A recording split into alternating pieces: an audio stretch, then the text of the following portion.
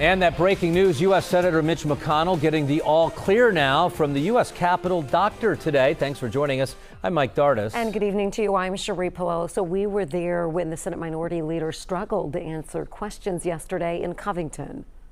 Running for re-election in 2026. That's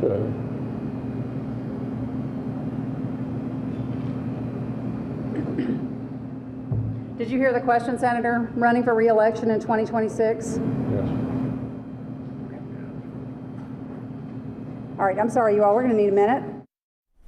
So a full day later, questions and doubts about Senator McConnell's health were addressed by a D.C. doctor. And WLWT News 5's John London live for us with the significance of what he had to say. John? Yeah, Mike, it's just what the doctor ordered, as the saying would go. It's the ammunition that McConnell needs to ward off talk about whether he's healthy enough to continue to lead the Republican Party in the Senate. In Covington today, this Ohioan shared her feelings about Mitch McConnell's frozen moments she saw on the news. I just felt sad, meaning that he just doesn't want to let go. Because of what happened Wednesday, there were more questions today about whether he should let go at age 81. Here's one swift and sure answer.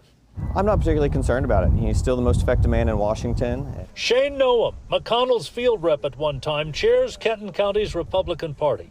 He felt McConnell was sharp, informative, and witty in his address to the Northern Kentucky Chamber. Even the brief stumble returning to his seat, he believes should cause no undue alarm. The story he doesn't talk about a lot, he's a polio survivor. So going back to his childhood, he's had mobility challenges, but I don't see any concerns that I'm worried about. Shortly after that was said, Dr. Brian Monahan released a statement of reassurance. Quote, I have consulted with Leader McConnell and conferred with his neurology team. After evaluating yesterday's incident, I've informed Leader McConnell that he's medically clear to continue with his schedule as planned, end quote. McConnell's staff said the senator had a lightheaded moment, something Dr. Monahan described as not uncommon in someone who's had a concussion or is dehydrated.